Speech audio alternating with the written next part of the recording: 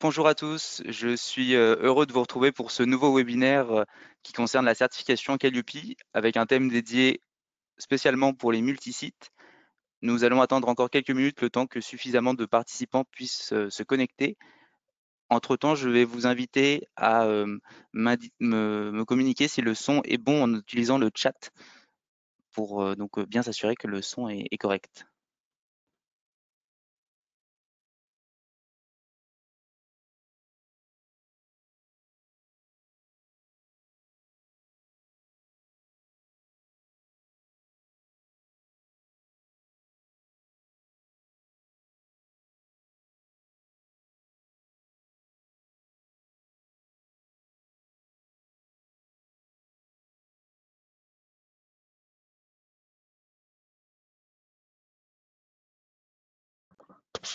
Nous sommes en train de continuer les tests de son.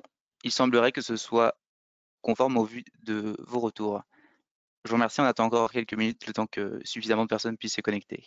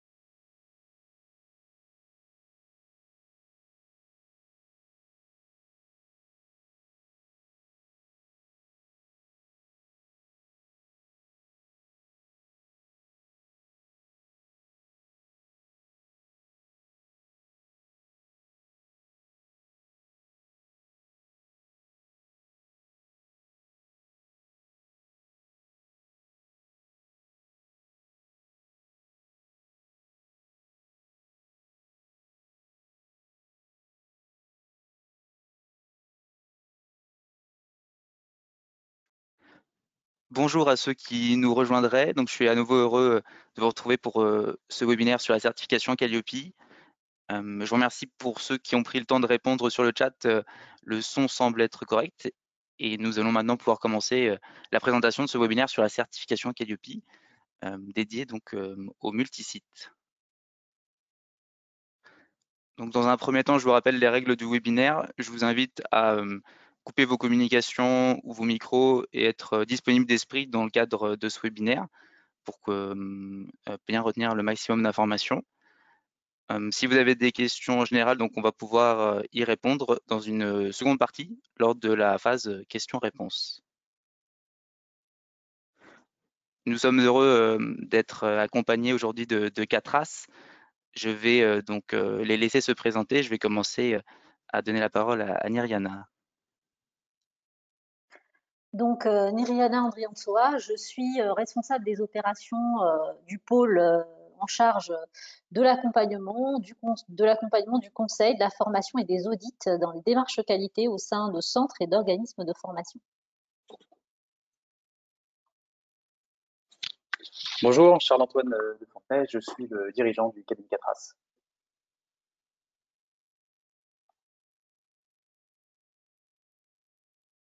Bonjour à tous, je suis Vincent Capoen, je suis le directeur général délégué d'ICPF et ça fait donc 5 ans que je suis dans la qualité en formation et 13 ans dans le secteur de la formation professionnelle. Et quant à moi, donc, je m'appelle Lucas Dumont, je suis chargé d'affaires également à ICPF aux côtés de Vincent et cela fait un peu moins de 5 ans que je travaille dans le domaine de la formation professionnelle. Donc c'est le second webinaire qu'on réalise avec Atras et le premier avait été réalisé en septembre et on avait eu beaucoup de questions de professionnels participants qui n'avaient pas bien compris la distinction entre nos deux structures. Donc pour rappel, donc ICPF c'est l'organisme de certification. Donc dans le cadre de Calliope, c'est nous qui réalisons les audits et qui délivrons la certification. Catras est un organisme qui a une activité de formation et donc qui peut vous accompagner dans la démarche de certification et vous conseiller. Donc voici la présentation de ce webinaire. Donc dans un premier temps, on va présenter nos 2 structures plus en détail, donc l'ICPF et CATRAS. Dans un deuxième temps, nous allons donc aborder les multisites. Donc, qu'est-ce qu'un multisite et définir combien de temps dure son audit. Dans un troisième point, on va avoir un retour d'expérience donc des personnes, des clients qui ont suivi un accompagnement par CATRAS. Et enfin, dans un quatrième point, donc, je vais présenter concrètement ce qu'est la certification Calliope et comment l'obtenir. Et enfin, donc, il y aura une dernière partie donc, où on répondra à vos questions sous forme de questions-réponses.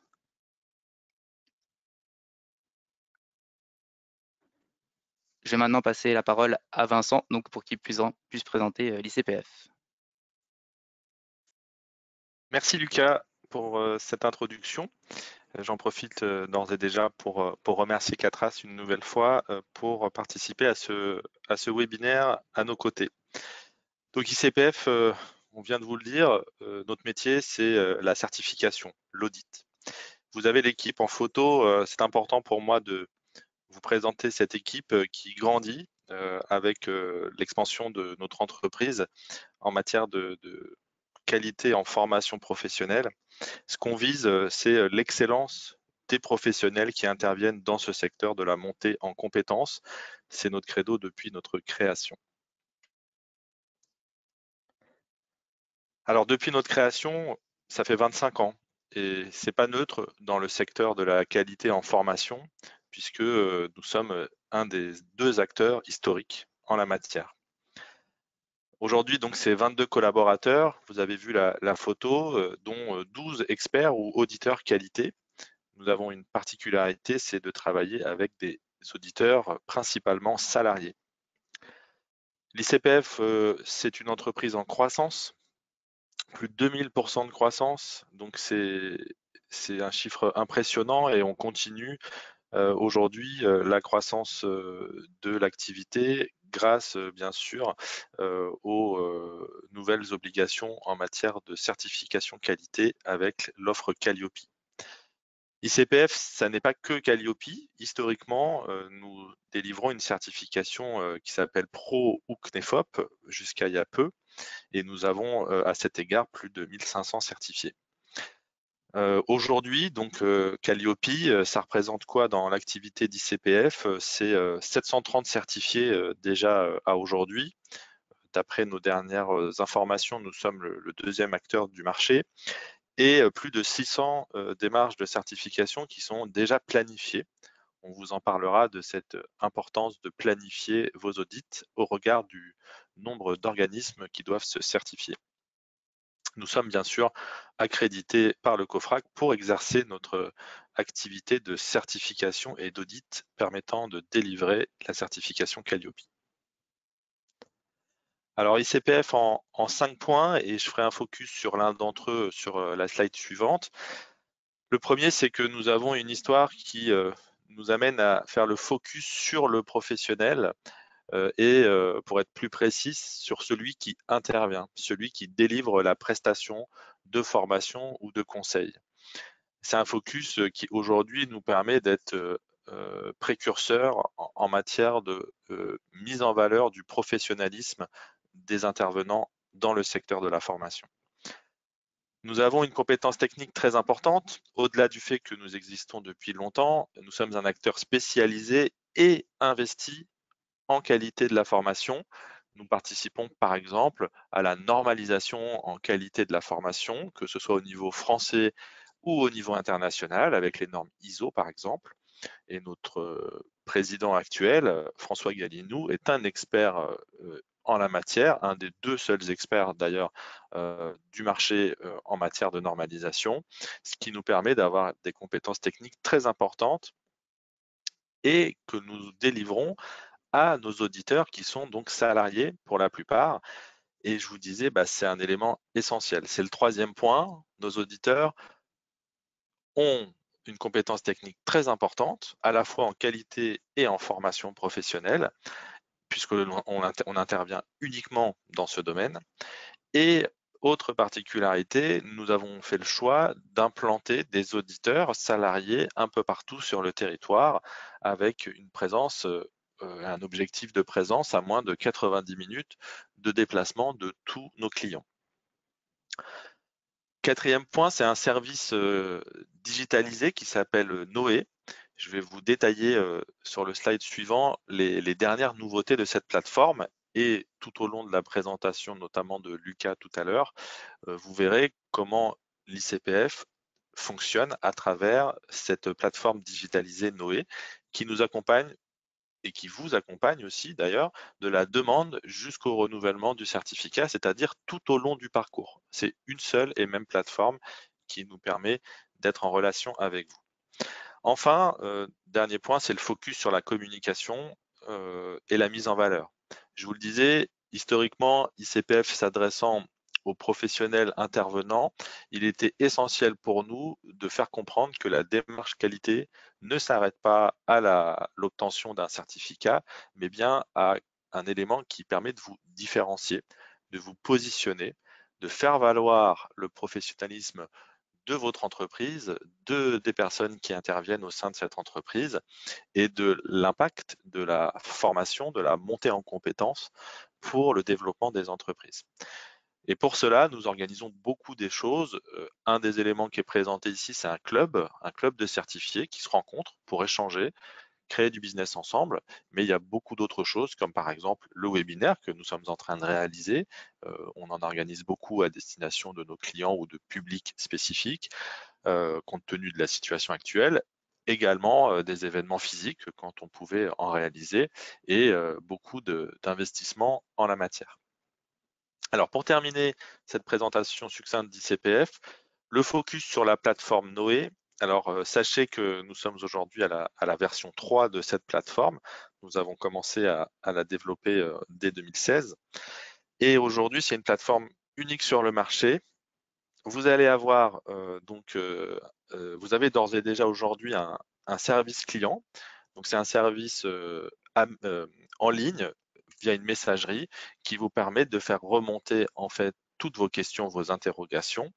Et nous avons optimisé ce service client en ligne à travers un système beaucoup plus fiable et de sélection en fait des thématiques pour lesquelles vous souhaitez nous interroger, nous solliciter.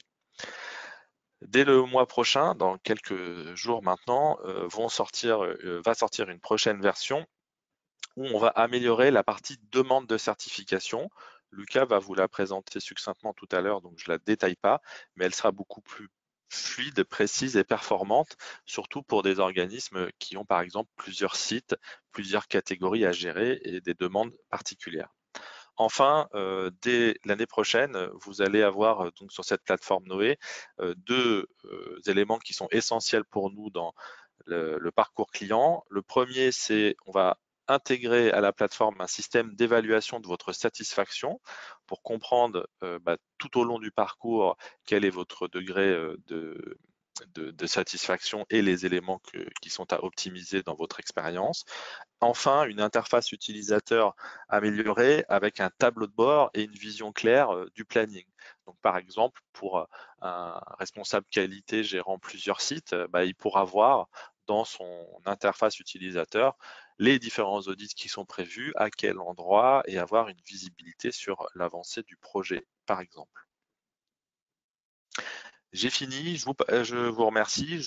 J'interviendrai également à la fin pour les questions-réponses et je passe la parole à Charles-Antoine pour la présentation de Catras.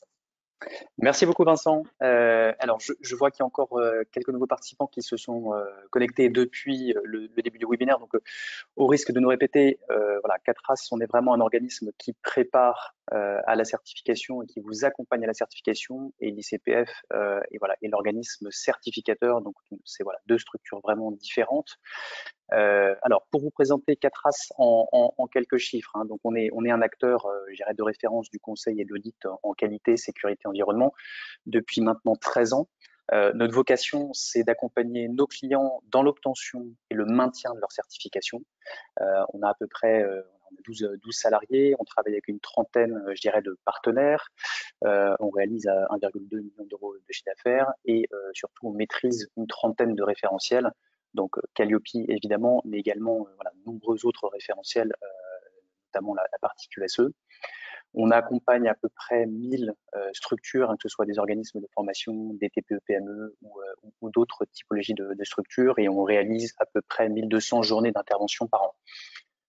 Catras est structuré autour de 4 pôles, les organismes de formation qui nous concernent aujourd'hui, les TPE-PME pour lesquels on accompagne beaucoup de ces structures sur des normes ISO 9001 ou ISO 14001 ou ISO 45001 pour ne citer que la partie qualité, sécurité, environnement.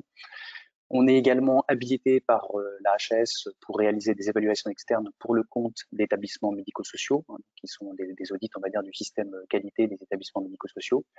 Et enfin, on accompagne beaucoup de réseaux, de fédérations, de syndicats dans la mise en place d'une démarche qualité et dans le déploiement de cette démarche qualité auprès de leurs membres et de leurs adhérents. L'important pour nous aussi, c'est de faire certifier nos pratiques, hein, et on est certifié à double titre via l'ISO 9001 depuis la création de Catras, depuis 2008. Donc on est certifié pour les activités de conseil, d'audit, de formation et d'évaluation.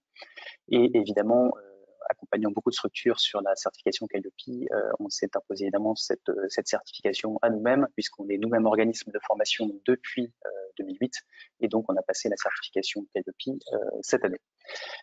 Voilà, on peut passer à la slide suivante.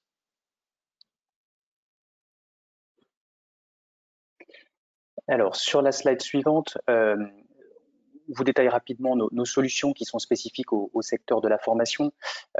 Donc, on accompagne beaucoup d'organismes de formation à l'enregistrement en fait, de projets de certification au RNCP et au répertoire spécifique pour que les formations qui sont issues de ces projets de certification soient par la suite, par exemple, référencées au CPF. Hein, donc ça, c'est une demande relativement récurrente.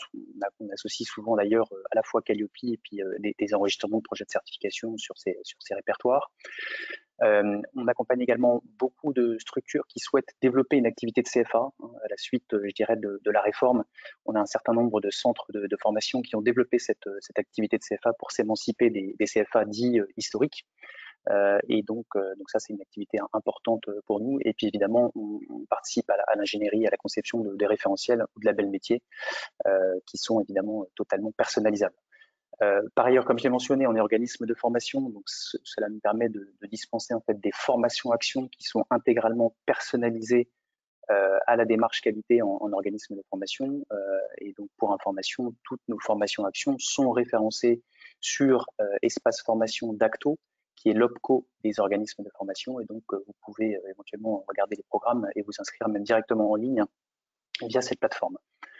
On réalise également des audits à blanc en mode conseil, hein, c'est-à-dire qu'on ne se limite pas à mentionner, je dirais, les différentes non-conformités, mais également à vous aider dans l'interprétation et surtout la levée des différents écarts qu'on aura pu observer. Un petit point sur les multisites. Donc, globalement, on accompagne à peu près 250 organismes de formation à la certification Calliope, avec vraiment une palette d'intervention qui est relativement large puisqu'on couvre toutes les catégories d'actions, hein, donc actions de formation, apprentissage, bilan de compétences ou VAE, et que les structures soient monosites ou multisites. Et donc en ce qui concerne le multisite, on accompagne aujourd'hui une centaine de sites avec environ une quinzaine d'accompagnements sur des structures multisites. Voilà, maintenant je pense qu'on peut passer à la prochaine partie qui concerne vraiment la définition d'un site et surtout d'un multisite. Alors, donc sur la première slide de cette partie, voilà, ce qu'on voit et ce qui est vraiment important, vous allez voir la notion de multisite, elle est quand même assez spécifique et assez particulière, et donc on a besoin de passer un tout petit peu de temps sur cette notion de définition. Donc déjà la clé d'entrée dans l'arrêté, hein, tout ça, ce sont des choses qui sont mentionnées dans l'arrêté du 6 juin 2019. C'est qu'un numéro de déclaration d'activité, donc NBA, équivaut à une certification, hein, un certificat. Si vous avez plusieurs numéros de déclaration d'activité, vous aurez plusieurs certificats. Ensuite, un organisme multisite n'est pas nécessairement une seule entité juridique, hein, mais tous les sites concernés doivent avoir un lien juridique ou contractuel avec la fonction centrale de l'organisme. Il est important de mentionner qu'un multisite est couvert par un seul et même système qualité, et ça fera l'objet d'un développement un peu plus tard dans la présentation, avec donc d'un côté une fonction centrale qui va régir et qui va avoir autorité sur le système qualité, et puis de l'autre des sites qui sont régis par cette fonction centrale. La notion de site, elle est très importante de bien la comprendre, hein. Les sites concernent des lieux sur lesquels toute ou partie des activités, donc que ces activités d'ailleurs soient administratives, commerciales ou par exemple pédagogiques, qui entrent dans le champ de la certification, donc les actions de formation, apprentissage, bilan de compétences ou VAE, sont réalisées, hein. Donc il faut bien que ces activités entrent vraiment dans le champ de la certification, et c'est sur les lieux sur lesquels sont réalisées ces activités que seront concernés évidemment ces sites. Enfin, autre caractéristique importante pour la qualification d'un site, c'est que c'est caractérisé par la présence permanente de personnel de l'organisme. Ça, c'est un point qui est vraiment très important. Pour souligner, je dirais, cette définition qui peut paraître un peu complexe, je vais l'illustrer par quelques exemples. Donc, par exemple, si vous avez une entreprise qui a un organisme de formation interne, pour la notion de site, seuls les sites géographiques concernés par la formation ou par exemple par l'apprentissage vont entrer dans le périmètre. Évidemment, ça ne va pas être l'ensemble des sites de l'entreprise, ce seront uniquement les sites qui seront concernés par la formation. Autre question généralement assez classique, est-ce que les salles de formation ou les locaux dans lesquels sont réalisées les formations vont être qualifiés de multisites? La réponse, elle est à partir du moment où vous n'avez pas de présence permanente de personnel de l'organisme dans ces sites, ça ne fera pas l'objet d'un multisite. Enfin, autre précision qui a toute son importance, quand on parle de personnel permanent, ça ne veut pas nécessairement dire qu'il est à temps plein, hein. Donc, même si, ou alors que son activité est à 100% dédiée à la formation, par exemple. Donc, il suffit que le personnel soit à temps partiel à partir du moment où il est quand même, il y a une présence permanente de ce salarié dans l'organisme. Et ben, a priori, ça fera l'objet effectivement d'un multisite. Enfin, la fonction centrale, donc si on passe un petit peu plus de temps sur la notion de fonction centrale, donc l'organisme candidat doit avoir un seul et unique système qualité qui est géré, piloté par la fonction centrale. Autre point d'attention, la fonction centrale n'est pas nécessairement le siège de l'entreprise. Donc par exemple, si je reprends mon exemple de tout à l'heure avec l'entreprise qui a un organisme de formation interne, l'organisme de formation interne n'est pas nécessairement basé au siège de l'entreprise. Autre élément important, les activités de la formation de la fonction centrale ne peuvent pas être sous-traitées. Elles doivent être réalisées par du personnel permanent de l'organisme.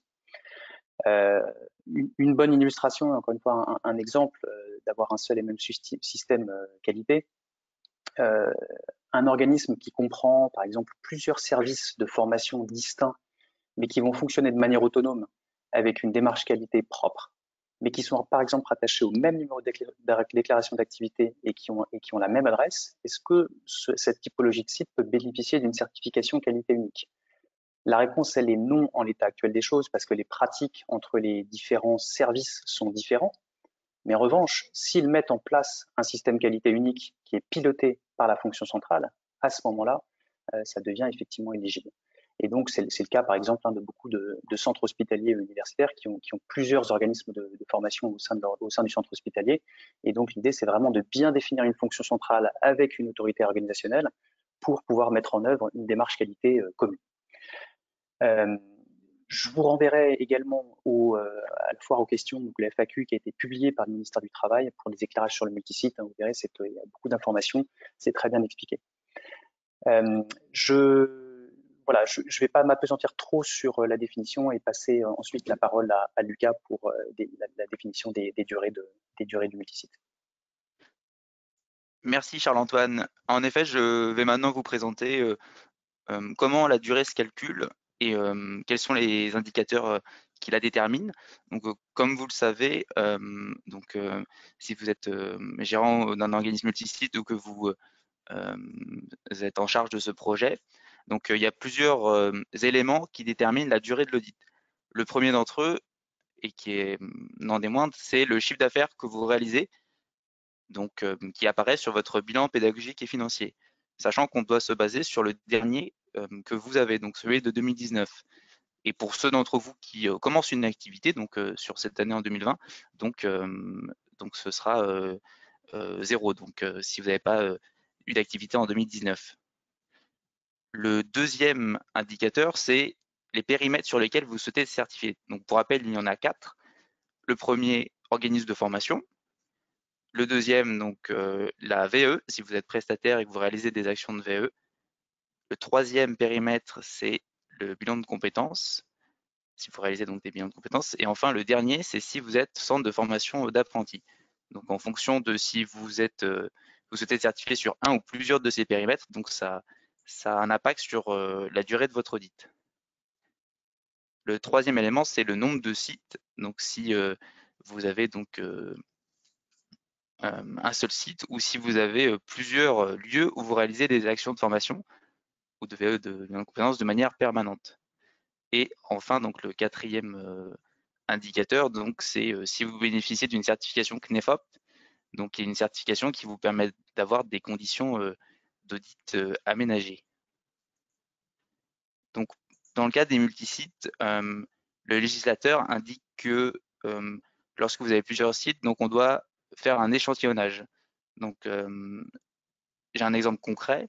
La semaine dernière, j'ai échangé avec un organisme qui avait 5 sites. Donc, sa fonction centrale, donc comme l'a défini Charles-Antoine, donc son siège, donc qui est basé à Lyon, un deuxième site à Marseille, un troisième site à Bordeaux, un quatrième site à Lille et un cinquième site donc à Paris. Eh bien, lorsqu'on réalise l'audit, on ne va pas auditer chacun des 5 localisations. On va utiliser une règle de calcul donc, qui est définie dans le référentiel, qui est la racine carrée du nombre entier total de sites. Donc, par exemple, racine carrée de 5, on l'arrondit au nombre entier le plus proche, donc c'est 2. Donc, il y a la fonction centrale qui est auditée, donc dans l'exemple, le siège de Lyon, et un des 4 sites donc, qui est choisi par le certificateur. En l'occurrence, Paris donc, était le plus adéquat. Et je vais repasser maintenant la parole à Catras, notamment à Nyriana, donc pour qu'elle puisse présenter ses retours suite aux accompagnements pour les organismes multisites. Alors, il y a un point qui est important déjà, je pense, bien notifier, toujours des définitions. Donc, c'est la notion de système qualité. Donc là, on a évoqué la notion de système qualité commun, mais il est important de bien intégrer ce que c'est qu'un système qualité. Pour les qualiticiens, ça sera peut-être, c'est connu, hein, voilà. Un système qualité, c'est un ensemble de documents qui doit permettre en fait de répondre aux critères, à des critères qualité de satisfaire à des critères qualité. Et selon ces critères qualité, là en l'occurrence c'est le cas pour Calliope, ça peut avoir plus ou moins un impact sur plusieurs process. Dans le cas de Calliope, ça va avoir un impact sur les processus stratégiques comme la communication, comme la veille par exemple. Ça va avoir un impact sur les processus métiers comme la pédagogie, l'administratif, enfin, ça dépend comment on se positionne, il y en a qui le positionneront plutôt en process support. Et également sur les processus support comme le pilotage et la gestion des ressources humaines et également des moyens matériels et techniques. Donc, ce qu'il faut bien comprendre, c'est qu'on part sur un système qualité commun, donc ça veut dire un système documentaire commun qui permet de répondre en fait à l'ensemble des critères qui sont fixés par le référentiel national qualité pour obtenir la certification Calliope. Dans ce cadre-là, on a une fonction centrale qui doit définir le cadre, fixer un cadre en fait dans le cadre de l'application de ce système qualité, qui est ensuite déployé sur chacun des sites à travers des supports, que ce soit à travers un logiciel, que ce soit un support des trames de documents ou des procédures écrites par exemple, qui permettent de garantir ensuite le respect de ce cadre qui est fixé de manière à assurer la satisfaction de l'ensemble des critères du référentiel national qualité. Alors, je vais prendre un exemple, parce qu'on peut en prendre plusieurs, mais là, on va faire un petit focus sur la notion de communication externe. Donc, dans le référentiel national qualité, il y a certains critères d'obligation en termes de communication, de diffusion de son offre de formation au public.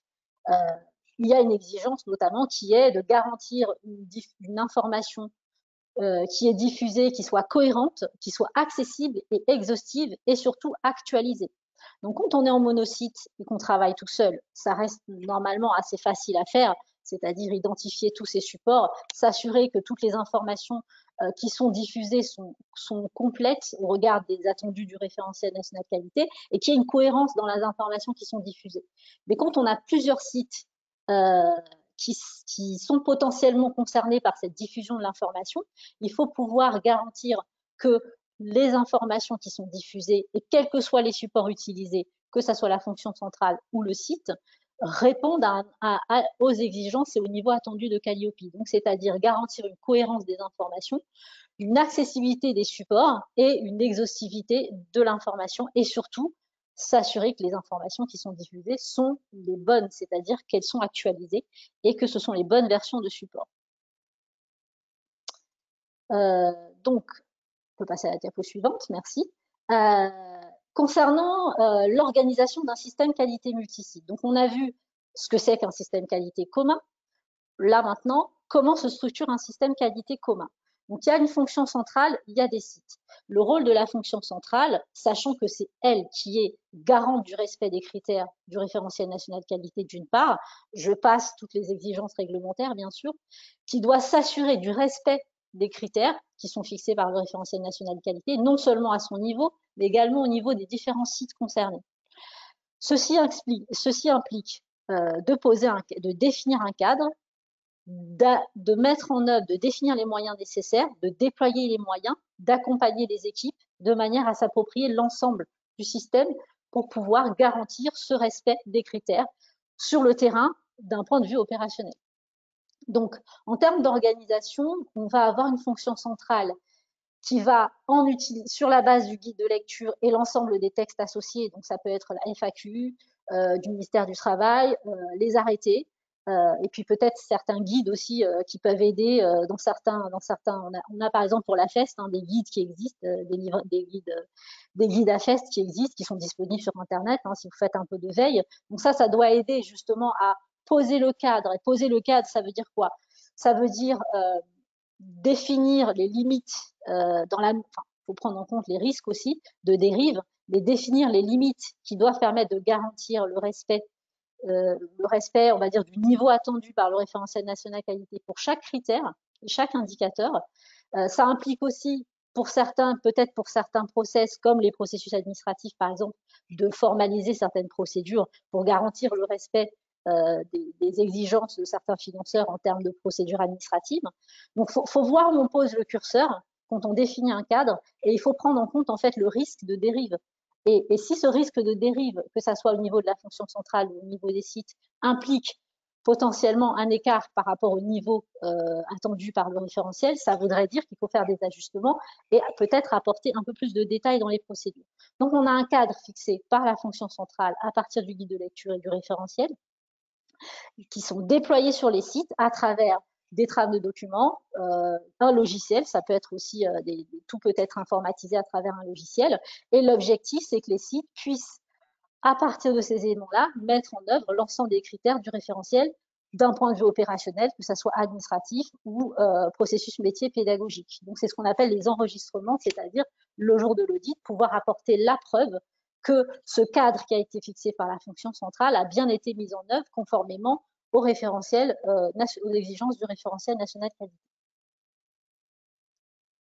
On peut passer à la diapo suivante. Donc, nous, au regard de ces éléments-là, on a un process d'accompagnement qui est découpé en 4 phases pour un système qualité multisite, en tenant compte des différents enjeux qu'on a déjà évoqués. Donc, on fait un diagnostic. Donc, le principe du diagnostic, c'est faire un état des lieux de l'existant. On effectue un état des lieux aussi bien au niveau de la fonction centrale, quand elle est identifiée, bien sûr, que des sites.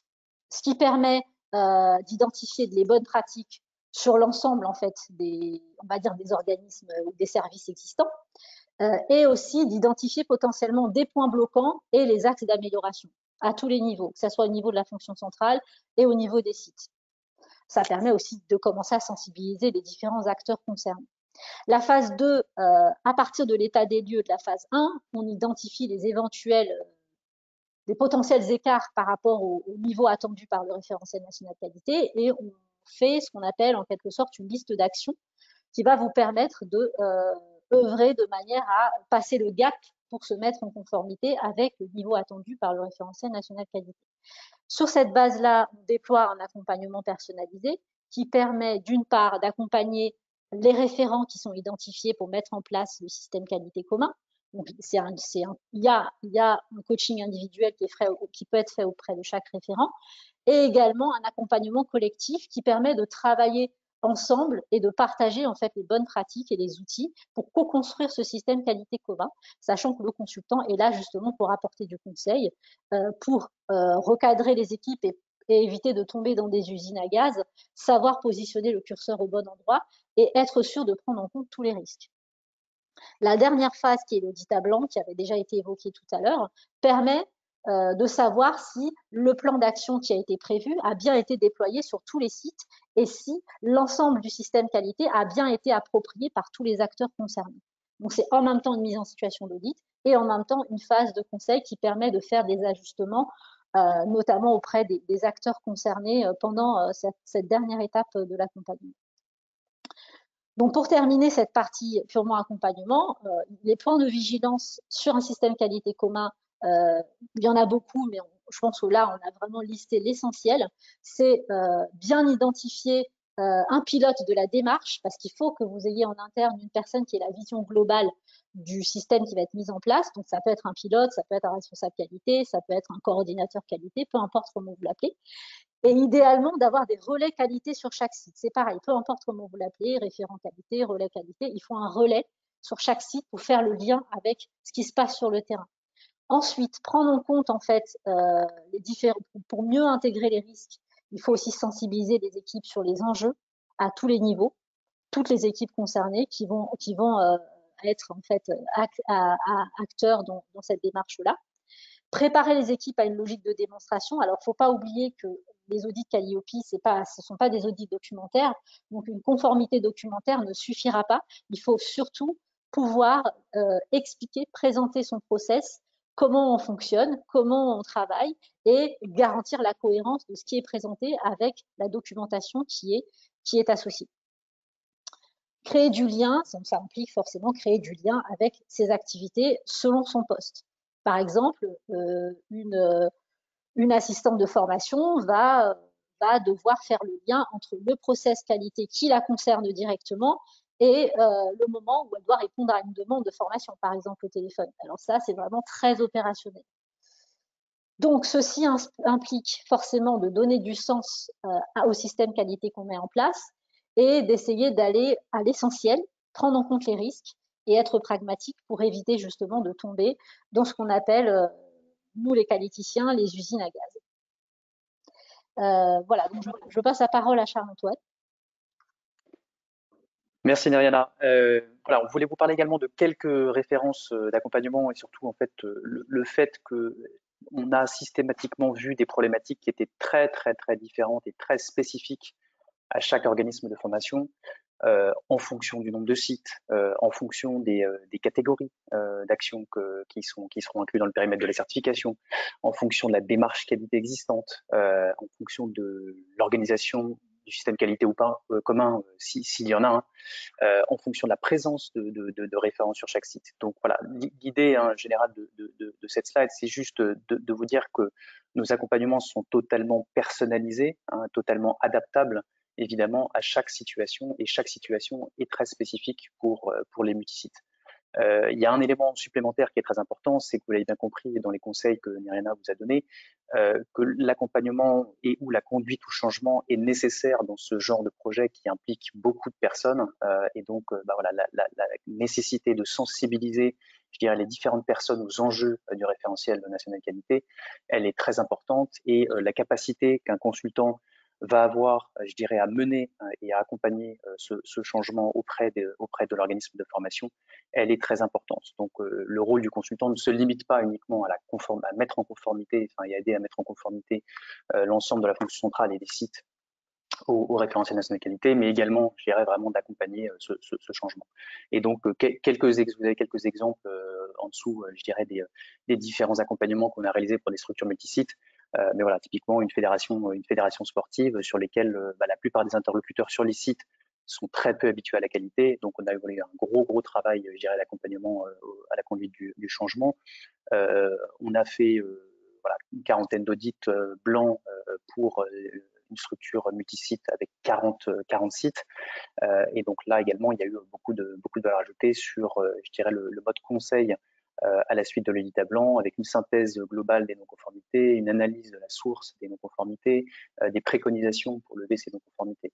Voilà, et donc je ne vais pas rentrer un peu plus dans le détail, j'entrerai pas plus dans le détail sur les autres accompagnements, mais voilà, sachez que vous voyez aussi la différence de secteurs qui existent, hein, des fédérations, des chambres, des écoles, des syndicats, c'est très varié. Voilà, je passe maintenant la main à Lucas pour la suite de la présentation. Merci Charles-Antoine et Nyriana pour votre présentation et comment montrer comment Catras peut accompagner les OPAC. Pour ma part, donc on va passer maintenant à la dernière partie de ce webinaire, donc sur Calliope en pratique. Donc je vais commencer par définir l'aspect global. Donc la première chose à faire quand on est un organisme et qu'on souhaite obtenir la certification Calliope, c'est de planifier son audit. C'est comme quand vous souhaitez partir en voyage, donc vous réservez un billet de train pour réserver votre place. Donc ça, c'est la première étape. Ensuite, donc vous préparez, donc soit en interne, donc par vous-même, soit vous êtes accompagné par un organisme apparenté, donc comme Catras qui est présent aujourd'hui, donc qui peut vous accompagner. Donc c'est le rôle. Et ensuite, donc vous passez votre audit, donc avec ICPF. Donc pour rappel, on réalise des audits et on délivre la certification. Si vous êtes conforme, la certification vous est délivrée. Et si vous n'êtes pas conforme à l'issue de l'audit, donc vous traitez les éventuelles non-conformités, donc jusqu'à temps qu'il n'y ait plus de non-conformité.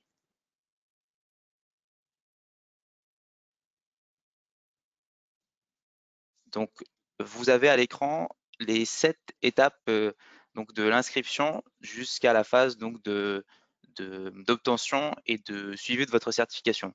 Donc la première étape, c'est de planifier votre audit, donc c'est de créer un compte sur notre site internet que je présenterai un peu plus en détail après, avec notamment des captures d'écran pour bien vous montrer comment faire la démarche. Donc une fois que vous avez créé un compte sur notre site internet, vous faites votre demande d'audit, donc qui prend quelques minutes à effectuer. Et puis ensuite, vous nous l'envoyez et on va recevoir la demande et on va la traiter. Ensuite, on va vous envoyer une proposition qui est valable 3 jours calendaires. Donc sur l'écran, donc on a indiqué entre 0,5 et 3 jours, puisque généralement la proposition, on la fait dans la journée même, donc ça peut être très rapide. Le record d'ailleurs entre le moment où une personne s'inscrit et le moment où son audit est planifié, donc elle a une date, elle a son auditeur, elle a accès au dossier et donc elle a payé, donc c'est 10 minutes actuellement. Donc vous voyez, ça peut être très rapide. Donc voilà, mais au maximum la proposition, donc elle est valable 3 jours. Ensuite, quatrième étape, donc vous rencontrez l'auditeur et donc vous faites l'audit. Donc pour rappel, jusqu'au 31 décembre, actuellement l'audit est possible à distance et à partir du 1er janvier 2021, donc il sera à nouveau obligatoire en face à face, en présentiel. Ensuite, donc la cinquième étape, donc une fois que l'audit a été réalisé, donc il y a une décision liée à votre certification. Donc si vous êtes conforme, on vous délivre la certification, donc qui est la sixième étape. Et enfin, donc la septième étape, donc vous réalisez l'audit de surveillance et de renouvellement, que je détaillerai un peu plus tard dans la présentation, donc pour faire vivre votre démarche qualité et maintenir votre certification et la renouveler. Et donc là, Catras, ils peuvent vous accompagner de l'étape 1 jusqu'à l'étape 6, donc l'obtention du certificat.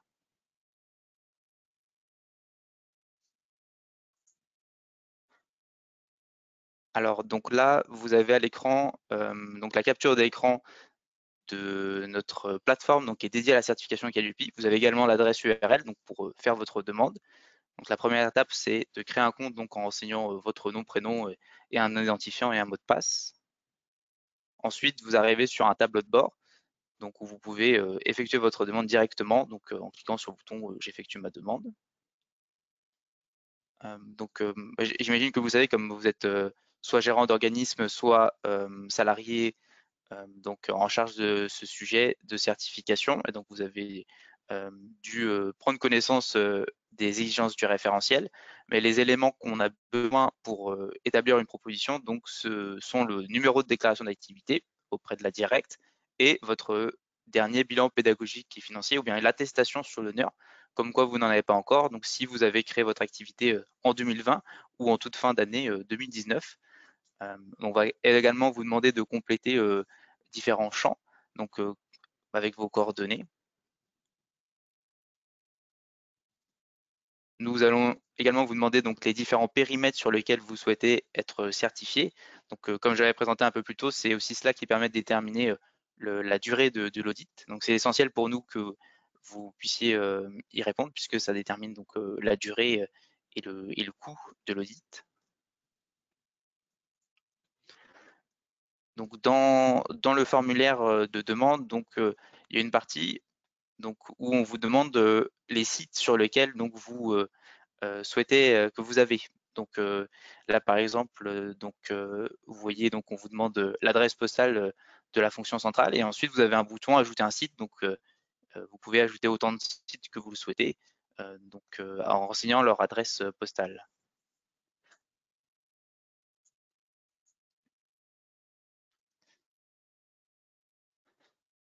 On va également vous demander de nous indiquer si vous avez une certification CNEFOP pour ceux qui en ont, afin de vous faire une proposition avec un audit aménagé.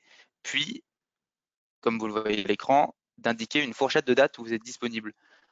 Donc la fourchette, elle peut être plus ou moins large. Là, j'ai pris un exemple donc de la semaine du 7 décembre, mais ça peut être 2 jours si vous avez vraiment une date précise en tête, ou bien plusieurs mois si vous avez de la disponibilité ou comme vous avez plusieurs sites, donc vous puissiez on puisse proposer différentes dates à chacun des sites. Il faut savoir qu'on propose également 2 options en tant que certificateur.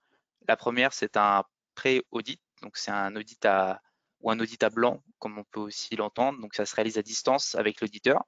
Le but, c'est d'échanger avec lui et de vérifier que si dans vos documents, il n'y ait pas que ce soit conforme, qu'il n'y ait pas de non-conformité, qu'elle puisse être détectée afin de les traiter avant l'audit et de vous entraîner également avant l'audit officiel. Il y a un rapport qui est fourni à l'issue du pré-audit, donc pour vous lister les non-conformités éventuelles.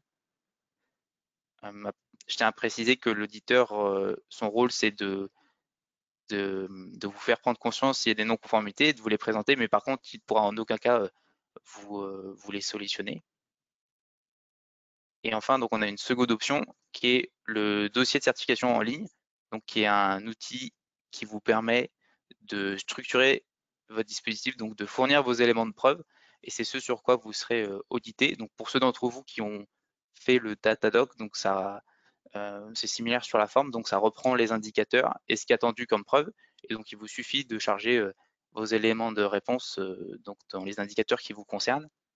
Donc c'est vraiment utile puisque comme c'est numérique, ça permet donc de vous faciliter la tâche, et surtout si vous réalisez le pré-audit, donc ça permet à ce que l'auditeur ait accès directement à vos documents et que on puisse échanger dessus.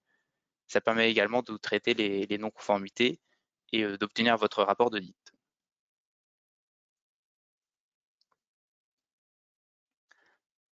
Je vais maintenant parler du budget. Donc, concernant l'audit initial, donc il faut savoir que la journée d'audit est à 995 € hors taxe. À cela s'ajoutent les frais techniques, donc qui sont à payer une seule fois, donc la première année, donc à 195 € hors taxe. Donc, ce sont des frais qui permettent de financer la plateforme, l'assistance en ligne et l'émission du certificat une fois que vous êtes conforme. Concernant les options qu'on a vues un peu plus tôt, donc le pré-audit, il varie en fonction de la durée de votre audit, mais il commence à partir de une demi-journée, 4 heures, pour 508 € hors taxe. Et l'élaboration en ligne du dossier donc, est à 89 € hors taxe, donc il y a un tarif fixe. Et une fois que vous êtes certifié, donc les années suivantes, on vous demande une redevance annuelle, donc c'est une somme que vous payez chaque année. Donc, imaginons que vous êtes certifié le 2 février 2021. Donc, le 2 février 2022, on va verser cette somme qui commence à partir de 498 € hors taxe et qui permet donc de financer l'audit de surveillance, donc qui a lieu 18 mois après que vous soyez certifié, donc pour maintenir votre certification, et également donc l'audit de renouvellement, donc pour repartir sur un nouveau cycle.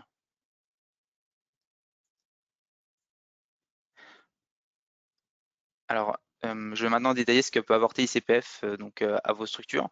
Donc, il faut savoir que chez ICPF, donc, on a un chef auditeur donc, qui, lorsqu'il reçoit les éléments, donc il peut sélectionner les différents sites donc, sur lesquels on peut vous contacter donc, pour définir les sites sur lesquels vous souhaitez être audité avec la règle d'échantillonnage et on peut optimiser le plan d'audit. On vous propose également deux voies possibles. Donc, soit vous souhaitez avoir un seul interlocuteur, donc un même auditeur, donc qui intervient sur l'ensemble des sites. Imaginons que vous avez 10 sites donc un peu partout en France, donc, et que vous souhaitez avoir un interlocuteur commun. Donc là, on peut vous proposer cette solution donc pour avoir une homogénéité et que l'auditeur soit salarié, donc pour réaliser l'ensemble de ces audits. Et puis à l'inverse, si vous avez beaucoup d'audits de sites et que vous souhaitez que l'audit se fasse rapidement, on a également la capacité de fournir différents auditeurs pour avoir une vitesse plus importante et pour que ce soit moins coûteux. Donc ces deux solutions sont possibles donc, pour répondre à vos besoins. On a également un service planning qui est à votre disposition qui peut vous permettre de planifier les audits en fonction de votre disponibilité, donc pour faciliter ces démarches, et un service client donc, qui est à votre écoute si vous avez des interrogations, qui peut répondre à vos questions, donc, notamment via la plateforme Noé.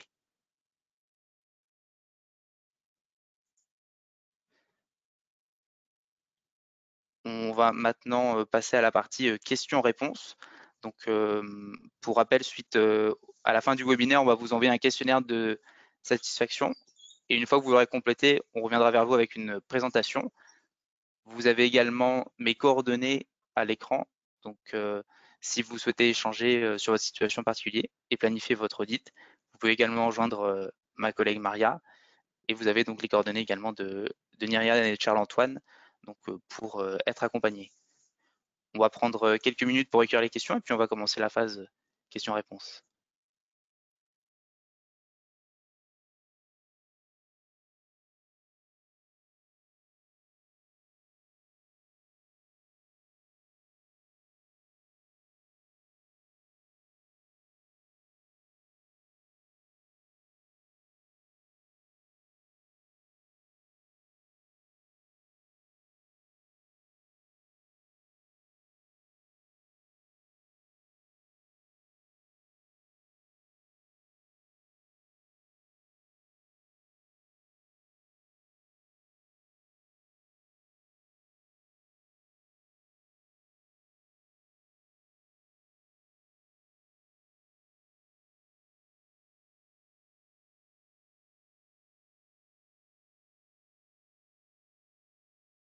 Alors, on va maintenant passer à la partie questions-réponses. Une première question de la part de Marie-Agnès Jarige qui demande est-ce que la démarche d'accompagnement à la certification Calliope peut être financée par un OPCO?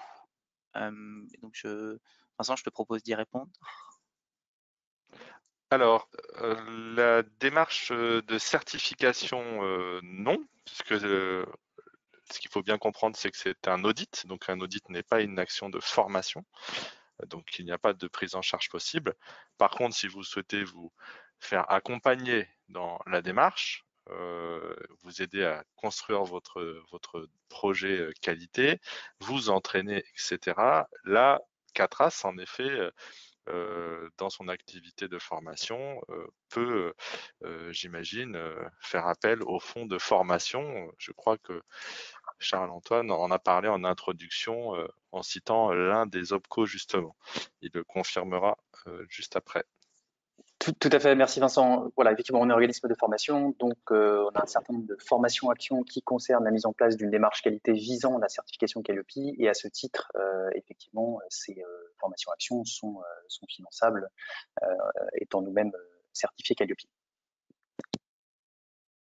Alors, on va rester avec une question pour toi, Charles-Antoine, de la part de Patrick Blandin, qui demande si il est considéré comme multisite si ces formations sont dispensées dans les centres de formation de ses clients. Ce qui va encore une fois déterminer la notion de multisite, c'est s'il y a du personnel permanent de l'organisme dans d'autres sites que le site principal.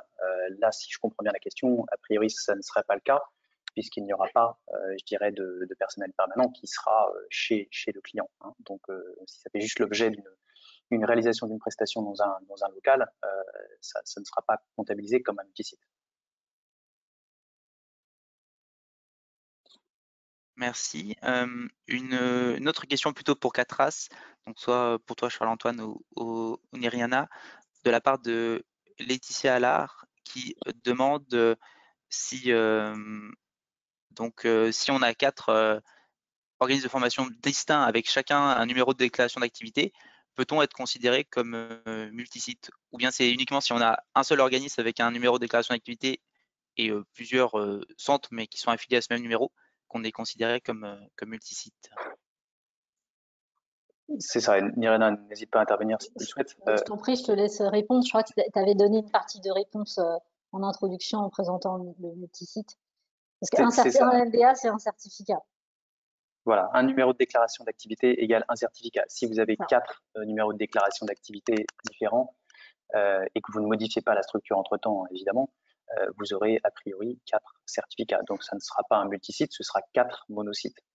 Alors, il y a peut-être un cas particulier qui peut faire qu'on tombe dans un multisite, c'est le fait qu'on ait 4 organismes de formation, mais qu'il y a un souhait, par exemple, si certains travaillent avec un financeur privilégié, de centraliser toutes les demandes en fait de formation associées à ce financeur-là, en le rattachant à un seul NDA. Donc là, ça nécessite de mettre en place des conventions, ça nécessite de contractualiser tout ça pour définir les responsabilités de chacun, mais ça voudrait dire que les autres organismes de formation déposeraient sur le numéro de déclaration d'activité d'un seul organisme. J'ai déjà vu ça, c'est possible, mais ça nécessite effectivement de formaliser un contrat et de déterminer les responsabilités de chacun dans ce cadre-là. Très bien, merci pour ces réponses. Alors une question, alors plutôt pour nous, pour ICPF, de la part de Paul Musquier, qui demande si l'organisme de formation qui a une certification Datadoc donc peut avoir un audit Calliope aménagé. Alors je vais y répondre. Alors pour commencer, Datadoc c'est pas une certification mais un référencement. Et le fait de donc le fait d'avoir Datadoc donc ne permet pas d'avoir un audit aménagé. C'est uniquement si vous avez une certification CNEFOP. Autre question de la part de Laurent Rivière pour Catras, donc qui demande comment ça se passe donc pour les centres de formation d'apprentissage et en avez-vous déjà accompagné?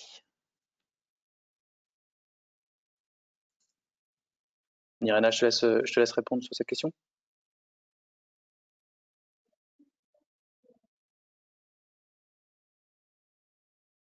On t'a pas entendu, je crois que tu n'avais pas ton micro. T'avais pas ton micro. Pardon, j'ai oublié que j'avais coupé le micro. C'est la question sur les UFA, c'est ça? Exactement. Oui, alors en fait, le principe d'un UFA, en fait, c'est un. Alors je sais pas s'il y a des UFA qui nous écoutent là, mais un UFA, donc une unité de formation par apprentissage, par principe est rattaché à un CFA. Ça veut dire que le contrat d'apprentissage, lui, est porté par le CFA, et c'est celui qui porte le contrat d'apprentissage qui porte la certification Calliope. Donc, par cette analyse-là, je conclus qu'effectivement, on n'est pas dans un système multisite. Par contre, par rapport à l'exception que j'ai expliquée tout à l'heure, c'est qu'effectivement, après, c'est une organisation à définir, mais en règle générale, un UFA est un sous-traitant d'un CFA. La certification Calliope, pour l'apprentissage, dans ce cas, est portée par le CFA. Donc après, tout est contractualisé. Hein. Normalement, il y a une convention entre les UFA et les CFA. Tout ça, c'est à déterminer dans cette convention-là. Voilà, donc c'est après une définition de responsabilité en tant que sous-traitant. Mais c'est pas un multisite. Et on en a déjà fait. Si c'était, je crois, la dernière question. Exactement, j'avais dit CFA au début, je me reprends, j'avais mal lu, donc c'était bien UFA, la question de Laurent Rivière.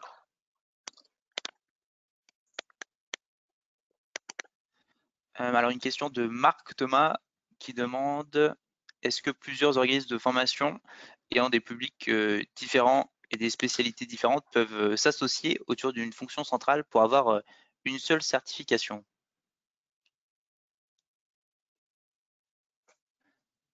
Je propose que Vincent, tu puisses y répondre. Peux-tu répéter, puis peut-être que Charles-Antoine ou moi-même on va compléter, vas-y. Oui. Est-ce que plusieurs organismes de formation ayant des publics différents et des spécialités différentes peuvent s'associer autour d'une fonction centrale pour avoir une seule certification? Alors, ça dépend ce que vous voulez dire par associé. À un moment donné, le principe qui a été énoncé tout à l'heure, c'est-à-dire un numéro de déclaration d'activité égale une certification, c'est celui-là qui doit prévaloir. Donc, si par associé, vous êtes 3-4 professionnels d'un environnement différent et que vous créez un organisme avec un numéro de déclaration d'activité, vous aurez un audit. Maintenant, si vous avez chacun votre numéro de déclaration d'activité, c'est pas le fait de créer une fonction centrale qui va définir le fonctionnement de l'audit. Moi, je compléterais juste aussi par un point parce que souvent, il y a beaucoup on en a certains qui nous contactent parce qu'ils font le choix d'un multisite justement pour rationaliser les coûts. Donc ça, effectivement, ça peut être un premier argument, hein. On peut rationaliser les coûts de la certification et puis mutualiser aussi les ressources. Donc on part sur un multisite, mais il faut bien intégrer ce que ça implique parce qu'un multisite, ça implique d'identifier une fonction centrale qui a autorité sur les sites. Donc en fait, ça nécessite de choisir une fonction centrale. Donc qui sera la fonction centrale? Qui accepte d'être sous l'autorité d'une autre entité? Enfin, ça implique beaucoup de questions en fait, au-delà de la rationalisation des coûts. Donc je pense que c'est important de se poser les bonnes questions, même si l'argument du coût reste important.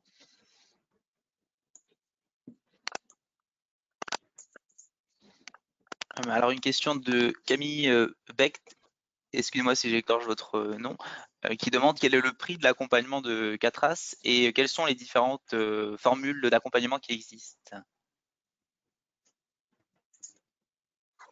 Alors, pour répondre succinctement, je dirais, à la question, ce qui est très difficile dans votre question, c'est de vous répondre d'une façon générique, parce que comme je l'ai indiqué, voilà, les situations, je dirais, d'accompagnement pour les organismes multisites sont par essence très très spécifiques et très très particulières en fonction du nombre de sites, de la démarche qualité existante, etc., etc. Donc c'est vraiment délicat de vous donner, je dirais, une estimation sans avoir l'ensemble des informations à notre disposition. Mais pour vous donner une idée, ça peut aller, je dirais, de quelques milliers d'euros pour une structure multisite très simple avec un ou deux sites à voilà, plusieurs dizaines de milliers d'euros pour une structure multisite avec une dizaine de sites par exemple.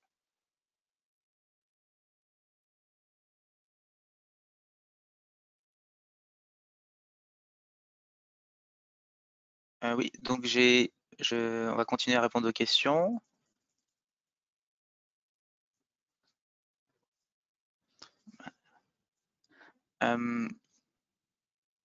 Alors,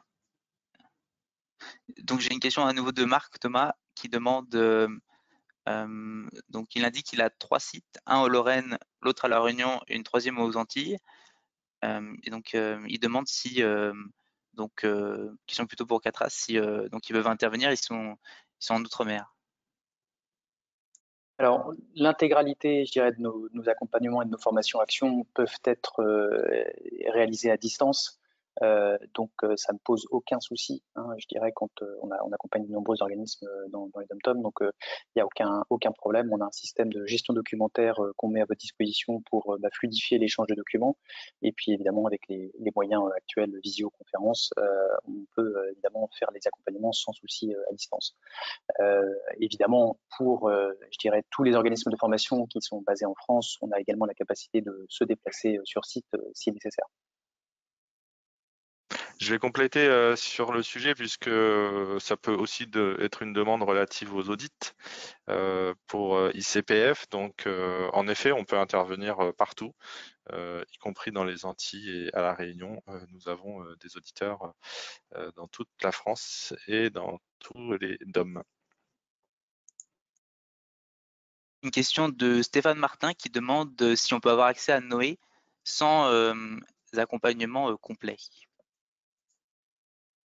Alors, vous avez accès à Noé très vite, c'est-à-dire lors de votre inscription qui est gratuite. Et ensuite, il y a une fonctionnalité seulement qui est payante, qui est l'élaboration de votre dossier à travers la plateforme. Donc c'est une option, elle coûte 89 € hors taxe. Pour le reste, après, tout le traitement de votre projet se fait à travers la plateforme et c'est inclus dans nos tarifs.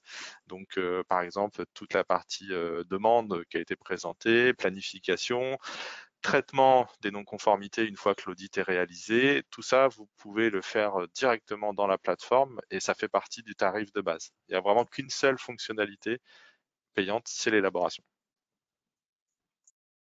Une question de Jean-Marc Laurent qui demande si en cas de non-conformité à l'audit, le coût du nouvel audit est-il compris dans le forfait initial? Alors, dans 95% des cas, oui, c'est-à-dire vous avez des non-conformités, moins de 5 non-conformités majeures, et vous avez un délai de 3 mois plus 3 mois complémentaires pour corriger pour compléter en fait votre dossier de certification. Et il n'y a pas de tarif complémentaire, c'est le tarif de base. La seule solution où il peut y avoir un complément demandé d'audit et qui est facturé, c'est dans le cas où vous avez plus de 5 non-conformités majeures. Et je vous le disais, c'est une situation très rare. Alors, je vais prendre la question de Léopold Zeton, puisque j'ai échangé avec lui il y a quelques jours et je le salue au passage. Donc, il demande s'il existe une deadline pour réaliser la certification Calliope. Il n'y en a pas. Il y a une date butoir où ça va rentrer en application, l'obligation d'avoir la certification Calliope, qui est le 1er janvier 2022. Mais vous pourrez euh, engager la démarche au-delà si nécessaire. Mais par contre, à partir du 1er janvier 2022, vos clients ne pourront pas demander de financement si vous n'êtes pas certifié Calliope.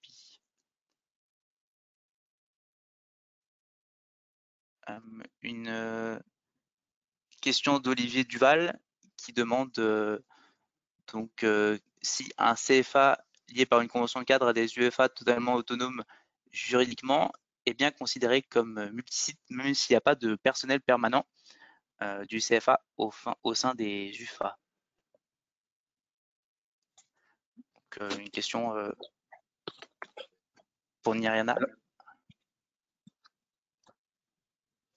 Oui. Je peux te laisser juste reprendre la question, Oui, parce que je suis pas sûre d'avoir bien compris. Je crois, Lucas, je crois qu'on a déjà répondu à la question plusieurs fois. Il me semble aussi, mais je ne suis pas sûre Il d'avoir. s'agit effectivement d'un CFA avec des UFA. Le CFA porte la certification, donc ce sera du monosite si évidemment le CFA n'a pas d'autres personnels permanents dans d'autres sites.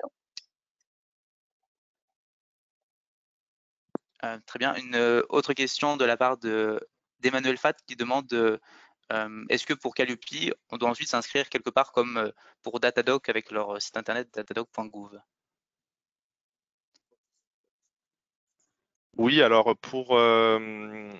est-ce qu'on doit s'inscrire comme pour Datadoc ou la Direct ensuite, une fois que vous êtes certifié Calliope? Oui, puisque vous allez devoir apparaître sur une liste du ministère du Travail. Maintenant, est-ce qu'il y a une inscription en tant que telle? Non, ça va être automatique. Une fois que vous êtes certifié Calliope, nous, certificateurs, nous envoyons une liste qui sera publiée ensuite par le ministère directement. Donc, vous allez devoir être quelque part, oui. Par contre, vous n'avez pas besoin de faire d'inscription spécifique. Maintenant, si vous vous demandez est-ce qu'il faut s'inscrire pour obtenir Calliope, oui, bien sûr, vous devez vous inscrire auprès d'un certificateur comme nous, par exemple. Une nouvelle question de Camille Beck pour Catras qui demande quels sont les différents outils que vous fournissez aux organismes que vous accompagnez dans la démarche Calliope. Alors, ça dépend. Alors, nous, on a un kit outil qu'on a enrichi et qu'on continue d'enrichir au fur et à mesure des retours qu'on a, puisqu'on capitalise à chaque fois. Donc, ça dépend. Ça peut être sur plusieurs sujets. On peut, si on travaille sur un process, par exemple sur l'ingénierie pédagogique, travailler sur un process d'analyse des besoins. Donc, on a une trame qui permet, on va avoir un exemple de trame qui permet quelque part de poser et de verbaliser en fait tout le process d'analyse de besoins en formation. Après, c'est une trame.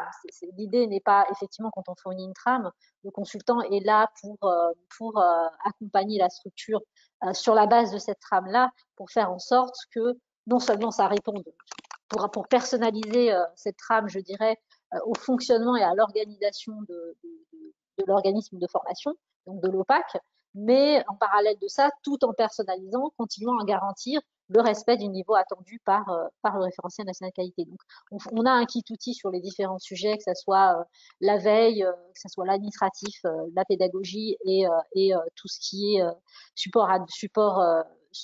processus support, ressources humaines, etc. Mais c'est adapté avec le consultant pendant les accompagnements et ça dépend des résultats du diagnostic, puisque le diagnostic doit permettre de savoir s'il y a besoin de travailler, de repartir de zéro parce qu'il n'y a rien qui existe en termes de formalisation, ou si il faut adapter l'existant. Dans ce cas, on ne va pas fournir de kit, on partira de l'existant qu'on adaptera.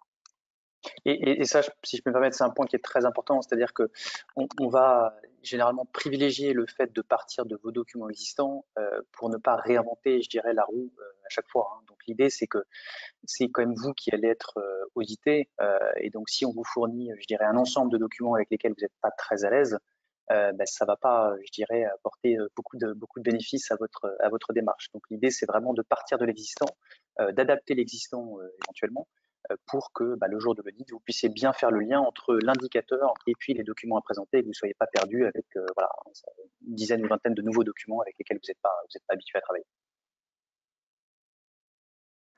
Une nouvelle question toujours pour Catras, puisque ça concerne l'accompagnement, qu'on retrouve d'ailleurs de la part de plusieurs internautes qui demandent quel est le taux de réussite des personnes que vous accompagnez dans leur démarche de certification Calliope. Écoutez, la réponse est simple, hein, 100%. Non, l'idée c'est que on vous accompagne de bout en bout, c'est-à-dire que dans la plupart des cas, une très très grande majorité des cas, il n'y a aucune non-conformité.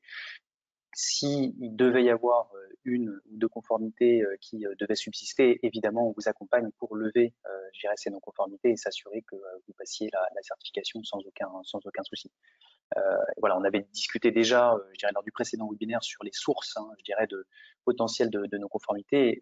La première, souvent, c'est que on peut se rendre compte que le système qualité n'a pas forcément été correctement et intégralement déployé au niveau des sites et dans la pratique. Hein, donc, c'est là où il peut y avoir effectivement des petites non-conformités qui subsistent. Donc, lorsque l'auditeur va faire des échantillonnages de dossiers, il va se rendre compte que effectivement le cadre qu'on a posé n'est pas totalement respecté au niveau de chacun des sites. Donc ça c'est effectivement un risque. Et puis le deuxième risque qu'on a, c'est ce que Nirena a présenté comme conseil, c'est vraiment de faire le lien entre les différents indicateurs et puis les documents associés. Donc parfois certains audités ont un petit peu de mal à présenter les bons enregistrements, les bonnes preuves. Et donc c'est là où ça peut être source de non-conformité. Mais donc évidemment, on vous accompagne sur toute la durée, je dirais, du process jusqu'à la certification. Merci. On va en prendre encore quelques questions et puis donc avant la fin du webinaire. C'est un organisme, alors toujours pour Catras, qui demande si vous avez comment ça se passe pour les organismes de formation qui fonctionnent à distance, qui font de l'e-learning en termes d'accompagnement. Je pense que ça nécessiterait de préciser ce qui est entendu par comment ça se passe. Je ne sais pas si c'est la question sous-entend quels sont les indicateurs du référentiel national qualité auquel on doit répondre, mais la démarche en fait d'accompagnement, elle va être la même, quelles que soient les modalités, je dirais, parce que la formation à distance est une modalité de formation, donc que ça soit à distance ou en présentiel ou une solution mixée, on va dire ce qu'on appelle la blended learning aujourd'hui. Que ça soit les deux, en fait, la démarche d'accompagnement, elle va être la même, c'est-à-dire qu'on va toujours prendre en compte l'existant, les pratiques existantes, les ressources existantes au sein de l'organisme, et ensuite pouvoir, à partir de ça, identifier les éventuels écarts et travailler en collaboration avec les acteurs en interne pour pouvoir mettre en conformité l'ensemble des documents nécessaires pour préparer la certification Calliope. Enfin, je ne sais pas comment orienter la question en fait. je ne sais pas si j'ai répondu. Oui, c'est vrai qu'elle est assez généraliste, donc j'invite la personne qui l'a posée donc à appeler Catras ou à appeler ICPF donc pour échanger peut-être et apporter plus de précision. Je vais prendre une dernière question. Donc plutôt pour ICPF, donc où on nous demande donc quel est l'intérêt en fait de passer par Noé pour planifier son audit. Alors l'intérêt de passer par Noé pour planifier l'audit, c'est qu'en fait ça permet tout simplement de sélectionner différentes dates très rapidement et nous derrière ça réserve en fait les agendas des auditeurs dans la foulée. Donc c'est un système fluide et rapide qui vous permet de gérer votre planification en lien avec notre organisation interne, ce qui fait qu'on a des délais de traitement de vos demandes très rapides. Et ça n'empêche pas dans tous les cas que vous pouvez bien sûr avoir un contact direct avec nos services pour optimiser tout ça si nécessaire dès votre inscription. Merci Vincent. On arrive à la fin du webinaire. Donc, si vous avez des interrogations ou que vous souhaitez échanger sur une situation particulière, planifier votre audit ou un accompagnement avec Atras, donc vous avez, je le rappelle, nos coordonnées donc, qui apparaissent à l'écran, donc avec ma ligne directe et celle de ma collègue Maria, ainsi que ceux de Niriana et Charles-Antoine. Pour rappel, donc voilà, on va vous envoyer donc un questionnaire de satisfaction. Et donc, dès que vous le renvoyé complété, donc vous aurez accès à la présentation ainsi qu'un un replay qui vous sera transmis par la suite. Je vous remercie pour votre participation et puis je vais laisser nos invités dire quelques mots de salutation et puis on va terminer le webinaire.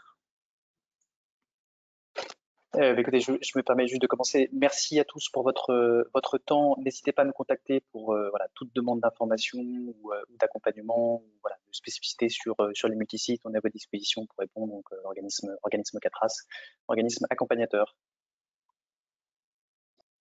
Donc, je vous remercie pour votre écoute et votre participation. Comme évoqué par Charles-Antoine, n'hésitez pas à nous contacter si on n'a pas pu vous apporter toutes les réponses pendant ce webinaire. Et je remercie également l'ICPF pour ce webinaire. Je vous remercie également Charles-Antoine et Niriana pour cette participation et je remercie les participants pour votre écoute et la pertinence de vos questions et je suis à votre disposition donc pour échanger dans le cadre de votre démarche de certification Calliope. Et pour ma part, Vincent Capoen, je vous remercie également, bien sûr, de cette présence et l'ICPF est à votre disposition pour vos audits de certification Calliope. Merci, au revoir. Merci à tous, à bientôt.